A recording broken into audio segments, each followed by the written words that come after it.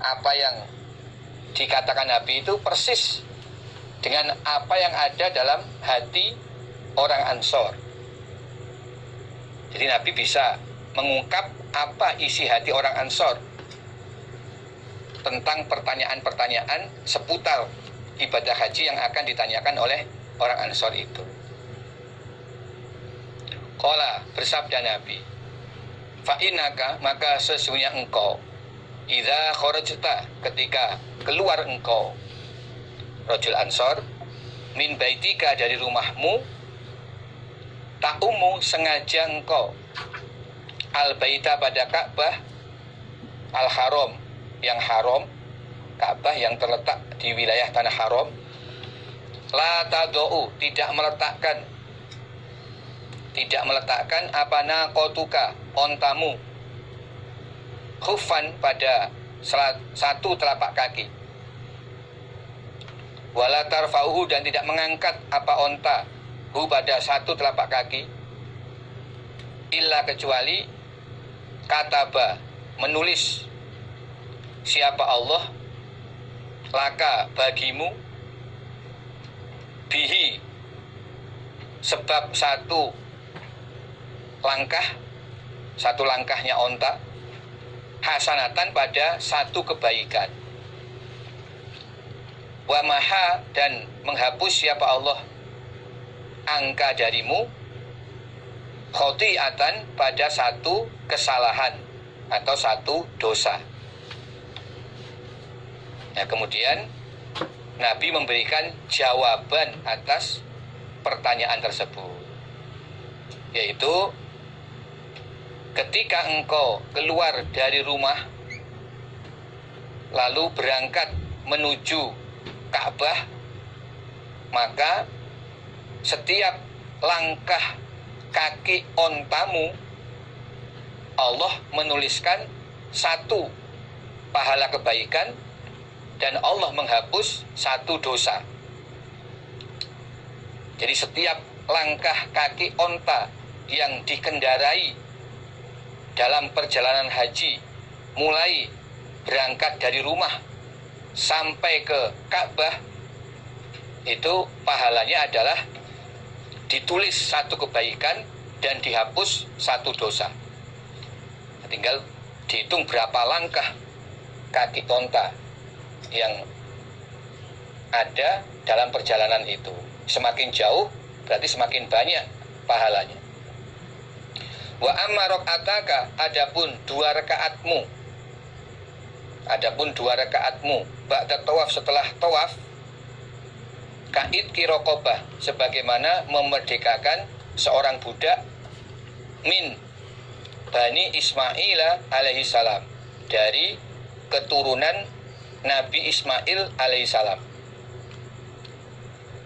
Adapun pahala sholat 2 rakaat di belakang makom Ibrahim setelah mengerjakan tawaf adalah sebagaimana memerdekakan seorang budak dari anak turun Nabi Ismail.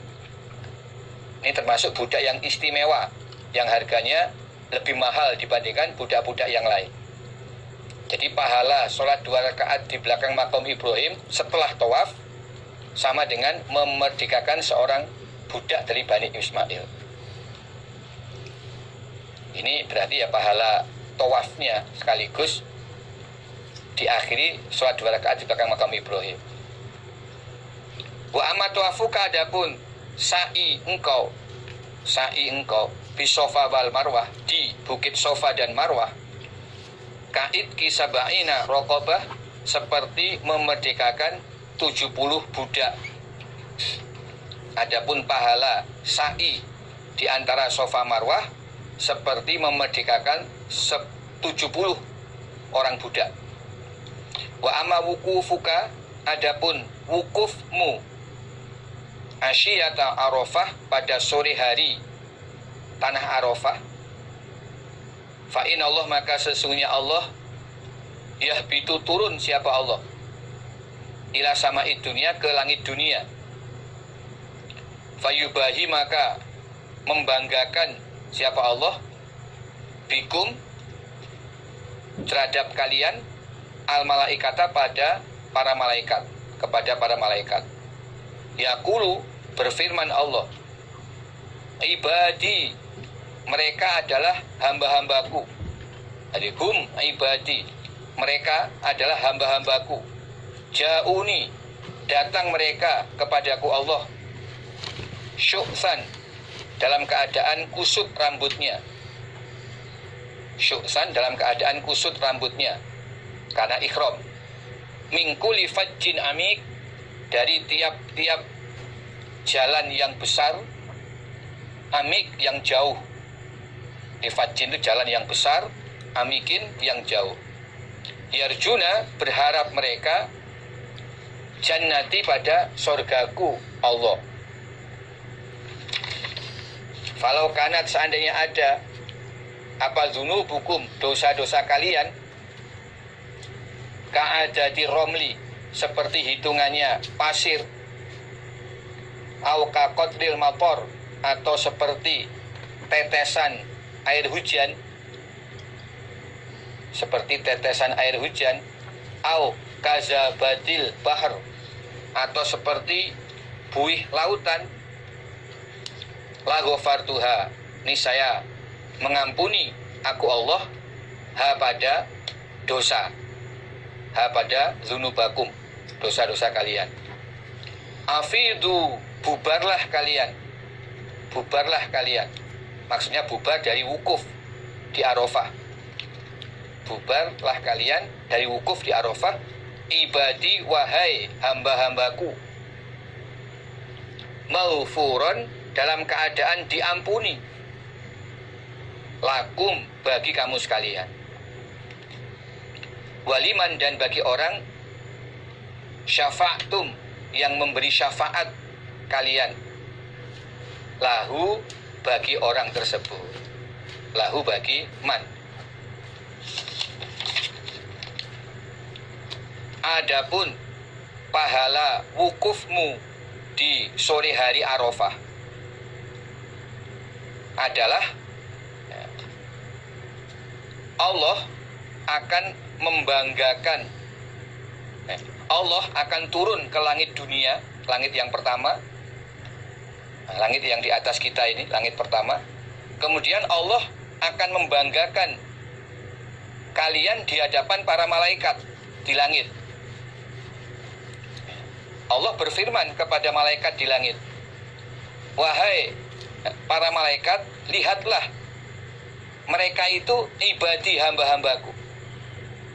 Nah, jadi Allah turun ke langit dunia, kemudian berfirman kepada para malaikat, membanggakan orang-orang yang dalam keadaan haji selesai wukuf di Arafah. Nah, Allah berkata kepada malaikat, lihatlah, mereka itu hamba-hambaku yang saat ini sedang wukuf di Arafah. Mereka datang menghadap kepadaku atau mendatangi panggilanku untuk beribadah haji dalam keadaan kusut rambutnya karena berpakaian ikhram haji. Mereka datang dari berbagai jalan-jalan besar yang sangat jauh. Semua berharap sorgaku, yarjuna jannati.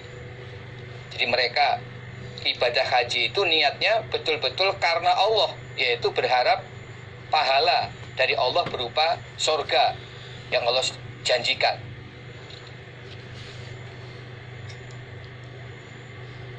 Kemudian Allah berfirman, seandainya dosa-dosa kalian, wahai orang-orang yang wukuf, seperti jumlah banyaknya pasir, atau seperti jumlah hitungan banyaknya tetesan air hujan, atau seperti jumlah hitungan banyaknya buih lautan, ya seberapa banyak itu, kita nggak bisa menghitungnya, maka aku Allah akan mengampuni dosa-dosa itu. Jadi seberapapun banyak dosa-dosamu, wahai orang-orang yang haji, yang sedang wukuf di Arafah, nah, setelah selesai wukuf ini, semua dosa-dosa itu aku ampuni. Demikian firman Allah. Maka afidu ibadi maghfuron, hei hamba-hambaku yang sudah selesai wukuf, bubarlah kalian dalam keadaan diampuni. Maghfuron lakum, kalian diampuni. Juga orang yang kalian syafaati, orang yang kalian mintakan syafaat, itu juga diampuni. Ya, ini hasil pahalanya orang yang wukuf di Arafah. Ya, mereka semua diampuni. Demikian juga orang-orang yang mereka doakan agar mendapatkan syafaat atau pengampunan dari Allah, itu juga diampuni oleh Allah. Jadi ketika orang yang ihram haji berdoa pada waktu wukuf di Arafah, mendoakan, memohonkan syafaat atau pengampunan dari Allah bagi saudara-saudara mereka atau siapapun yang mereka doakan, maka selesai wukuf di Arafah, Allah juga mengampuni kepada orang-orang yang didoakan pengampunan oleh orang yang melaksanakan wukuf di Arafah. Inilah kefadolannya orang yang wukuf di Arafah. Di doa mereka, syafaat mereka itu makbul atau mustajab, langsung dikabulkan oleh Allah. Siapapun yang didoakan permohonan pengampunan oleh orang yang wukuf di Arafah, Allah juga akan mengampuninya. Wa amaromyuka, adapun melemparmu al-jimar pada jumroh Aqobah, falaka maka bagimu bikuli khasoh, dengan tiap-tiap kerikil, romaitaha yang melempar engkau pada kerikil, takfiru kabirotin, melebur dosa-dosa besar, minal mubiqot, dari dosa-dosa yang merusak. Adapun pahala melempar jumroh Aqobah adalah dengan setiap kerikil yang engkau lempar pada jumroh Aqobah bisa mengampuni satu dosa besar, takfiru kabirotin, mengampuni satu dosa besar yang termasuk dari bagian dosa-dosa yang merusak. Wa amanahruka, adapun menyembelih hewan korbanmu, famadkhurun maka simpanan laka bagimu, inda rabbika, di sisi Tuhanmu. Pahala menyembelih hewan kurban setelah melempar jumroh Aqobah itu mendapatkan tabungan. Jadi tabungan lipatan pahala yang berlipat ganda. Jadi di pahalanya sangat banyak, lalu dijadikan tabungan di sisi Allah. Wa ama hilakuka, adapun mencukurmu roksaka pada rambutmu, falaka maka bagimu bikuli sya'roh, dengan tiap-tiap satu rambut, halakok taha yang mencukur gundul engkau pada satu rambut, hasanatun satu kebaikan,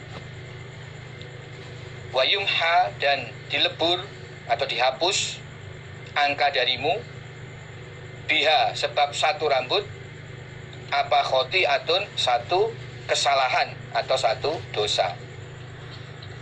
Nah, pahala mencukur gundul rambut pada tanggal 10 Dzulhijjah adalah setiap satu rambut yang engkau cukur mendapat satu kebaikan dan dihapus satu dosa.